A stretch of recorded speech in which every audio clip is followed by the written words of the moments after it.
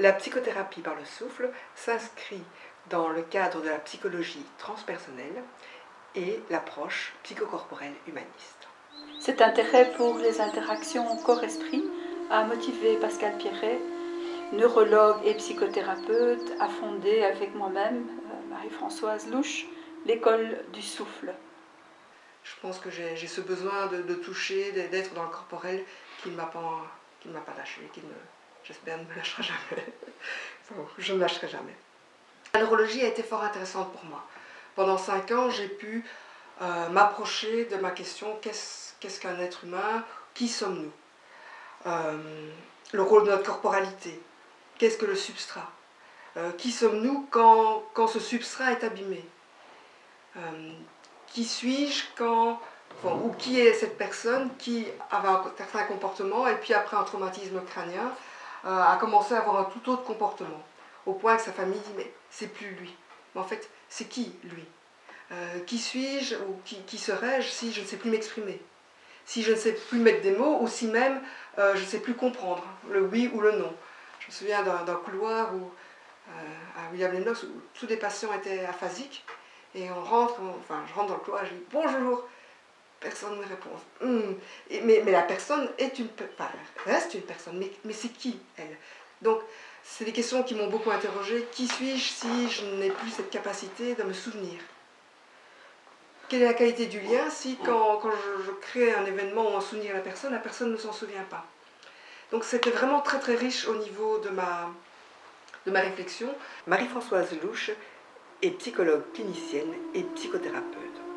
Elle est licenciée en communication sociale et en sciences psychologiques. Elle est aussi pionnière, dès les années 80, en Belgique, de l'approche transpersonnelle. Elle a d'abord travaillé au service du changement collectif dans différentes institutions culturelles, avant de se consacrer, sans jamais perdre de vue cette perspective collective, au changement individuel dans le cadre de la psychothérapie. On est très complémentaires, est-ce que vous imaginez à quel point? Edgar Morin, lors de conférences données à Louvain-la-Neuve en 1984 dans le cadre de la chaire Franqui, avait suggéré une métaphore très éclairante sur le spectre des états modifiés de conscience, répertoriés selon leur température biologique et mentale.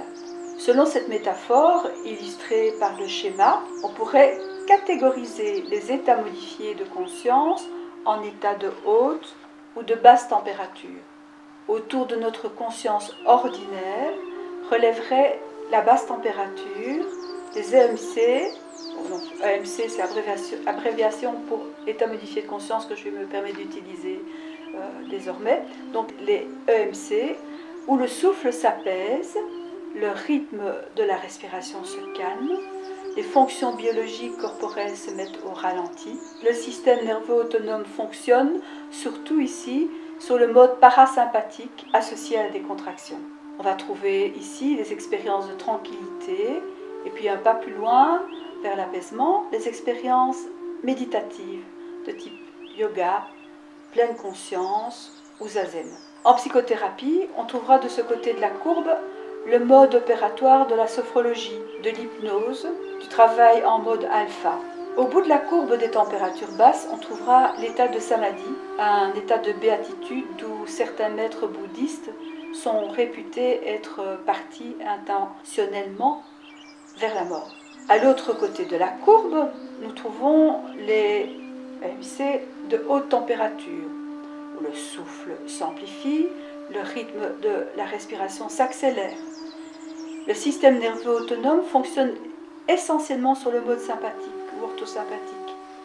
On trouve ici des expériences d'éveil et un cran plus loin, les expériences de transe, comme les transes induites par la danse. En psychothérapie, on peut localiser le mode opératoire du rebirth et de la thérapie holotropique ou certaines approches d'art-thérapie comme la danse des 5 rythmes de Gabriel Roth. Dans le monde des thérapies traditionnelles, on trouvera les expériences de transe chamanique et les transes de possession, comme dans le vaudou, où les esprits sont réputés s'emparer du corps et de l'esprit de l'initié. Au bout de la courbe, on peut situer l'extase mystique, où l'âme elle-même est raptée pour rejoindre le divin. On voit également dans notre schéma que la créativité procède aussi bien des états de conscience de relative haute température que de température relativement basse. Alors un point apparaît essentiel, que ce soit par haute ou basse température, que ce soit par un travail de la transe où on exacerbe les stimulus externes, un peu comme si on saturait l'expérience des sens, ou bien par un travail de type méditatif où l'attention est portée à l'intérieur de soi et où le monde externe, là, s'estompe pour laisser place à la vacuité. Arrivé à leur apogée, les deux types d'expériences débouchent sur l'accomplissement de soi dans la perte de soi. Le soi dont il est question ici relève de ce point d'équilibre de la psyché où, au terme d'un processus d'accomplissement de soi que Jung nommait individuation, l'ego, le petit soi, est dépassé pour être unifié, réunifié à sa nature ultime, spirituelle ou divine. La psychothérapie par le souffle propose au départ, au travers de l'hyperventilation, des expériences d'EMC de haute température. Mais, dans une même séance, le patient peut basculer et vivre essentiellement des EMC de basse température. Nous verrons que les deux types d'expériences, en fait, amèneront, parfois en tout cas, le même type de matériel, de souvenirs, d'émotions, d'imaginaire. Mais dans tous les cas, l'essentiel de la démarche apparaît bien dans cette possibilité, au-delà de l'effet cathartique de ces expériences, de viser ce point d'équilibre en nous, où nous ne sommes plus identifiés ni à nos problèmes, ni à une définition, qu'elle soit névrotique ou irréelle, toute puissante ou déficiente de nous-mêmes.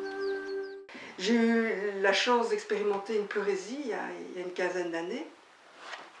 Je dis ça parce que, oui, c'était intéressant, moi qui étais intéressée par le souffle, en fait, à chaque inspiration, ça bloquait, et ça faisait mal.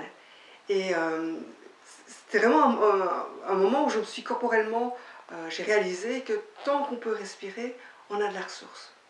Et donc, c'est vraiment pas un détail. Je pense à une collègue que nous avons eue qui malheureusement décédée et qui à la fin de sa vie avait de l'acide et qui ne pouvait plus respirer, une grande riberceuse. Elle disait, waouh, c'est terrible, quoi.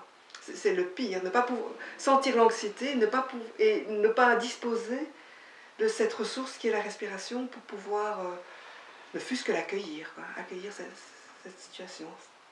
Tu pourrais nous dire, Marie-Françoise, pourquoi, selon toi, on a tendance à couper notre respiration quand on est confronté à une émotion intense?